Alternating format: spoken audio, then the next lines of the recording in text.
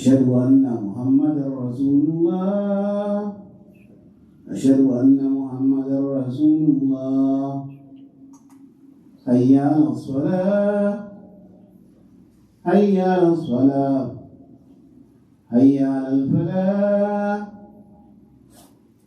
حي على الفلاح الله أكبر الله أكبر لا إله إلا الله.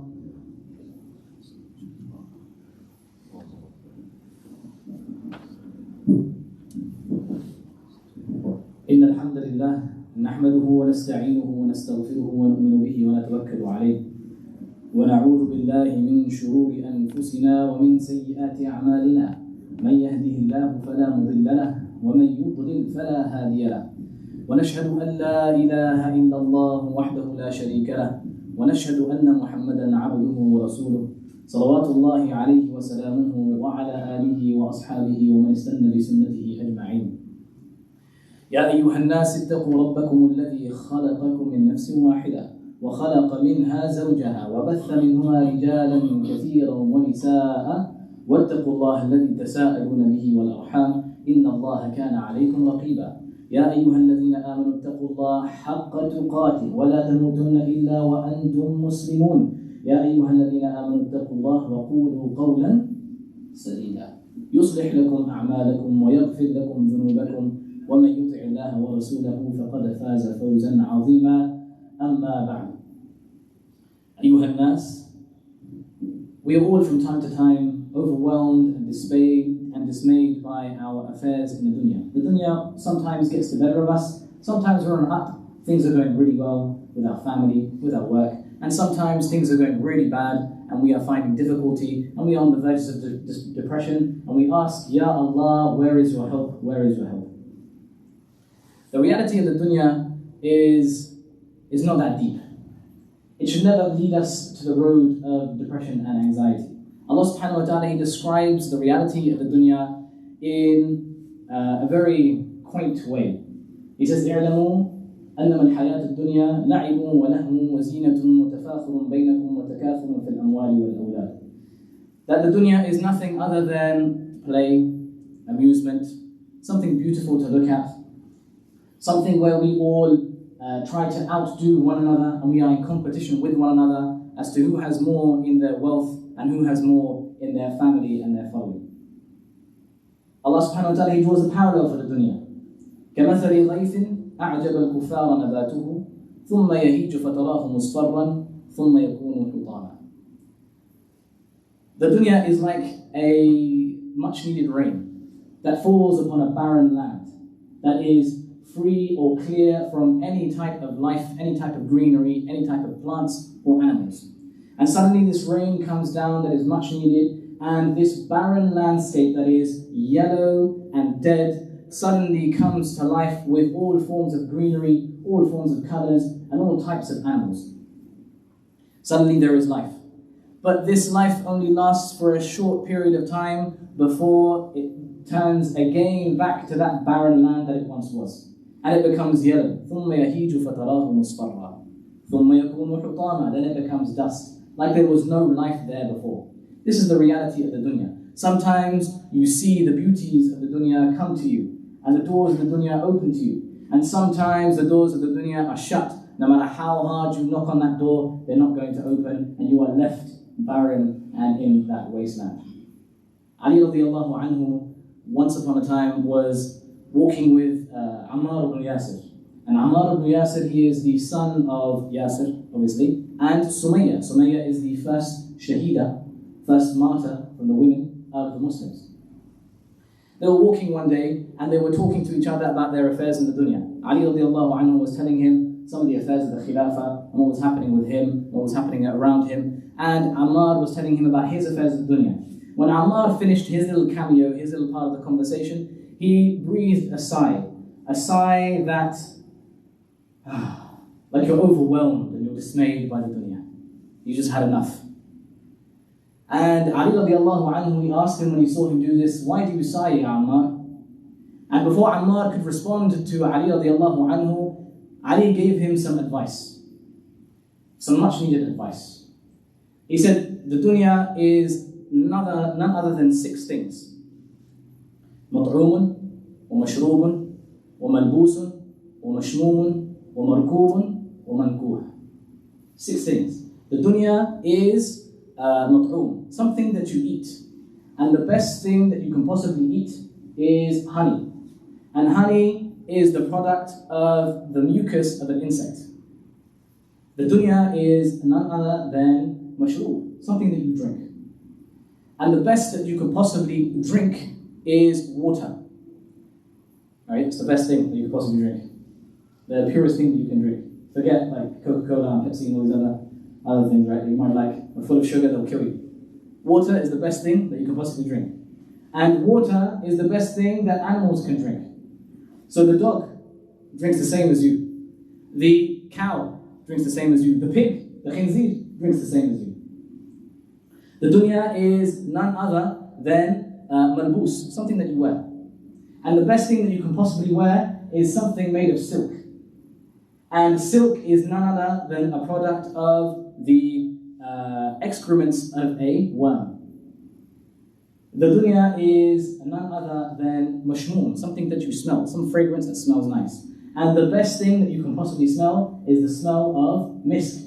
And misk is taken from the liver of a rat or a gazelle. The dunya is none other than something that you ride, something that gets you from A to B. And the best thing that you can possibly ride is a horse. Now obviously Ali is looking from back in the day. We have our Lamborghinis and our Ferraris today. And the horse is something that men ride on and they die upon. So they go out to war upon these horses and they die on them. Analogy for us today, because that's something that's way off. No one rides a horse now. But a car is something that depreciates your wealth. The second that you buy a car, it depreciates in value. It's no longer worth what you bought it for. The dunya is none other, the 6th thing. The dunya is none other than mankuh, something that you derive pleasure from.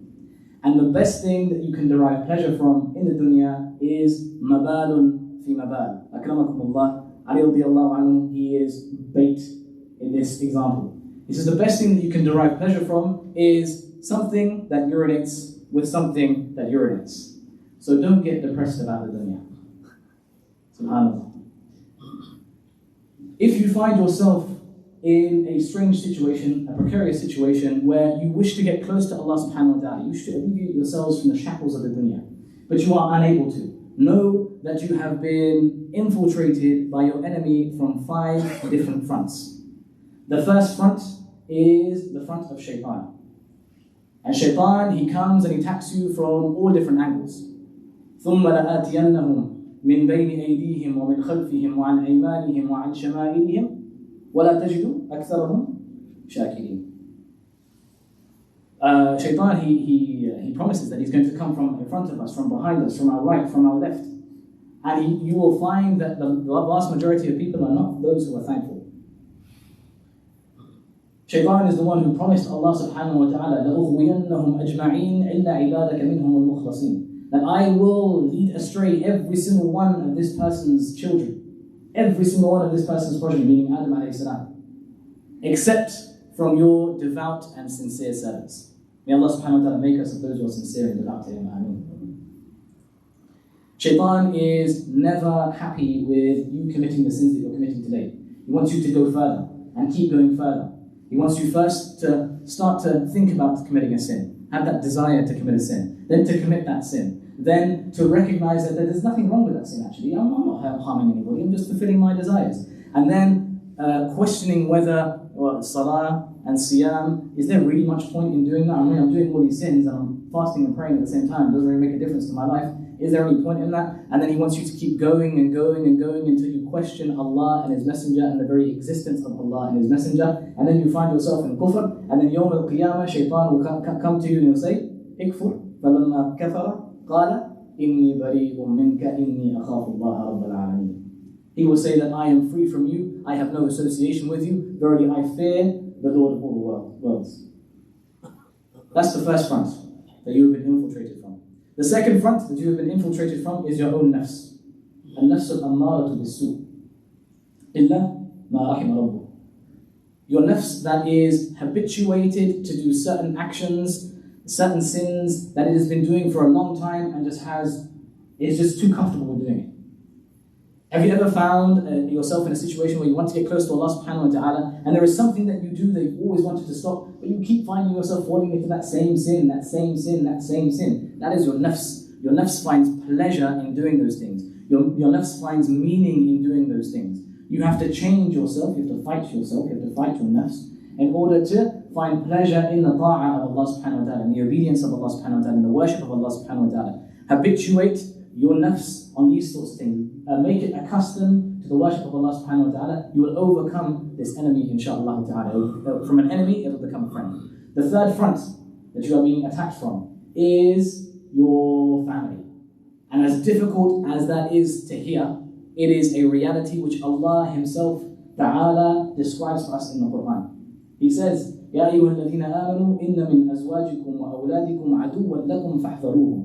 That verily, you who believe, verily in your spouses and in your children there is an enemy lurking within, so be wary of that enemy. If your family is a family that reminds you of Allah subhanahu wa ta'ala, pushes you and encourages you to get close to Allah subhanahu wa ta'ala, to do all things of birr and righteousness, then that is a family that is blessed and has barakah in it. And a family that causes you to be distracted from Allah subhanahu wa ta'ala, distances you from Allah subhanahu wa ta'ala, is always a barrier between you and getting close to Allah subhanahu wa ta'ala. Verily, there is an enemy within, so be wary of them. The munafiqun, they said to the Prophet sallallahu alaihi wasallam when they were called to defend Allah and His Messenger, شَغَلَتْنَا أَمْوَالُنَا وَأَهْلُونَا فَاسْتَغْفِرْ لَنَا. We have become busy with our business and with our family, so ask Allah subhanahu wa ta'ala to forgive us. يَقُولُونَ بِأَلْسِنَتِهِمْ مَا لَيْسَ فِي قُلُوبِهِمْ. They profess Iman, but in their hearts is something different. May Allah subhanahu wa ta'ala protect us from all types of nifaq. That is the third, your family. The fourth front that you are attacked from is your companions and your friends. You must look closely as to who is your friend and who is your companion. Is your companion someone who reminds you of Allah, warns you when you commit a mistake and commit a sin? Or is he someone who perpetuates your sins and encourages you to disobey Allah subhanahu wa ta'ala? We said in a hadith in previous weeks in a khutbah that the Prophet sallallahu alayhi wa sallam, he said, الْمَرْءُ عَلَى دِينِ أَخِيهِ الْمَرْءُ عَلَى دِينِ خَلِيلِهِ فَلْيَنْظُرْ أَحَدُكُمْ مَنْ يُخَالِلُ. That a person is on the deen of his close companion, of his close friend. So let him look closely as to who his companions are. The fifth and final front that you are attacked from is the dunya. And the Prophet sallallahu alayhi wa sallam, he said that أَخْوَفُ مِمَّا أَخَافُ عَلَى أُمَّتِي, that one of the things that I fear most for my ummah, مِن بَعْدِي, after I am gone, مَا يُفْتَحُ عَلَيْهِمْ مِن زَهْرَةِ الدُّنْيَا وَزِينَتِهَا. What is going to be open to my ummah from the beauties and the luxuries of this dunya. It is a distraction that takes us away from Allah subhanahu wa ta'ala. Now, despite these fronts that we are attacked from constantly, there are 5 weapons that you can use at your disposal in order to defeat these enemies. The first is your tongue. I don't mean like start shouting and swearing, and that's not what I mean. Your tongue, فَلْيَكُنْ لِسَانُكَ رَطَبًا بِذِكْرِ اللَّهِ. Make it moist with the remembrance of Allah subhanahu wa ta'ala, with the recitation of the Quran. Those are the people who Allah subhanahu wa ta'ala, if you remember Allah subhanahu wa ta'ala, Allah subhanahu wa ta'ala will remember you. And if He remembers you, you draw closer to Him. And if you draw closer to Him, then He draws closer to you. مَنْ تَقَرَّبَ إِلَيَّ شِبْرًا تَقَرَّبْتُ إِلَيْهِ ذِرَاعًا. Whoever draws closer to me by a handspan, I draw closer to him by an arm's length. Yani Allah subhanahu wa ta'ala will double, multiply. Whatever you do to Him, He multiplies that to you. The second weapon that you can use is your ears.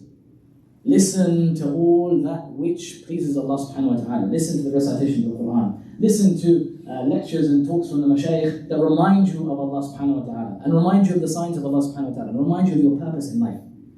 The third weapon that you can use are your eyes. Look and see the signs of Allah subhanahu wa ta'ala all around you. وَفِي الْأَرْضِ آيَاتٌ لِلْمُوقِنِينَ وَفِي أَنفُسِكُمْ أَفَلَا تُبْصِرُونَ. There are signs all around you on the earth. And there are signs within you. Do you not see? We live in an Amazon of brick and cement. We live in a concrete jungle where There are no trees around us, there are no mountains around us, there's nothing of the splendor and beauty of Allah subhanahu wa ta'ala's creation that we can look at and say, Allah subhanallah, look at the creation of Allah. Right? We see cars, we see houses, we see everything that is man-made. But even within those things that are man-made, ikhwan, there are signs of Allah subhanahu wa ta'ala's greatness and majesty. How? He has given us the faculty to create such a civilization. He has endowed mankind and mankind alone over all of his creation to be able to create such a civilization. Civilizations have come and gone and they have made enormous, fantastic, magnificent monuments that survive even to this day. And we look at them and we think, how on earth did man create that? How did they build that? This is the faculty that Allah subhanahu wa ta'ala has endowed upon mankind. So we should do shukr of Allah subhanahu wa ta'ala for this and recognize that as a sign from Allah. The fourth weapon that you can use is your mind. Think, contemplate, reflect upon all of these signs that you see around you. And the fifth and final weapon that you can use is your heart. The Prophet ﷺ said, "Ala inna fil jasadi mudghah." You all know this. There is a morsel of flesh in your body that if it is on the straight and narrow, if it is correct, then the rest of the body will be correct. If it is corrupted, then the rest of the body will be corrupted. That is verily the heart. Now, when I read these remedies and I listen to them from the mashayikh, I think this is such an anticlimax. I'm talking about shaitan, the nafs, the dunya, my family, my friends, people around me, that it's the reality of life. I can see them and I can sense them, they're tangible things. And the weapon that you're giving me against them is my tongue, my eyes, my ears. That's like going to the hospital, right? And you think you've got COVID-19, you think you're dying, you're on the brink of destruction, and you go to the hospital and you see the doctor, you sit down with the doctor, and the doctor says you need to drink more water, do more exercise, and have a little bit of rest. And you're like, listen, doctor, man, give me that green slip, right? Give me some prescription, I need some drugs. You write on it with some handwriting that only the pharmacist is going to understand. I need that thing, man. I need that thing, right? Anticlimactical. But sometimes, even in the smallest of remedies, you find a cure for the largest of ailments. I'll leave you guys with an ayah. At the beginning of Surah Al-Anbiya, Allah subhanahu wa ta'ala says, يَقْتَرَبَ لِلنَّاسِ حِسَابُهُمْ وَهُمْ فِي غَفْلَةٍ مُعْرِضُونَ مَا يَأْتِيهِمْ مِنْ ذِكْرٍ مِنْ رَبِّهِمْ مُحْدَثٍ إِلَّا اسْتَمَعُوهُ وَهُمْ يَلْعَبُونَ لَاهِيَةً قُلُوبُهُمْ. Check out the translation, beginning of Surah Al-Anbiya. أقول قولي هذا وأستغفر الله لي ولكم ولسائر المسلمين فاستغفروه إنه هو الغفور الرحيم.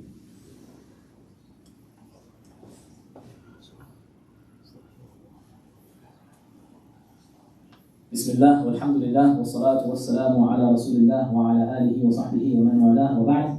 Verily, on the day of Jumu'ah there is an hour in which if Allah subhanahu wa ta'ala is asked, He will not leave the one who requests Him empty-handed. We hope and we pray that this is that hour, and we ask Allah subhanahu wa ta'ala to forgive us our sins, to overlook our shortcomings, and save us from the punishment of the hellfire. ربنا آتنا في الدنيا حسنة وفي الآخرة حسنة وقنا عذاب النار. ربنا لا تدع لنا في هذا المجلس ذنبا إلا غفرته ولا مريضا إلا شفيته ولا ذا حاجة من حوائج الدنيا إلا قضيت حاجته يا رب العالمين. اللهم أرنا الحق حقا وارزقنا اتباعه وأرنا الباطل باطلا وارزقنا اجتنابه. اللهم علمنا ما ينفعنا وانفعنا بما علمتنا وزدنا علما يا رب العالمين.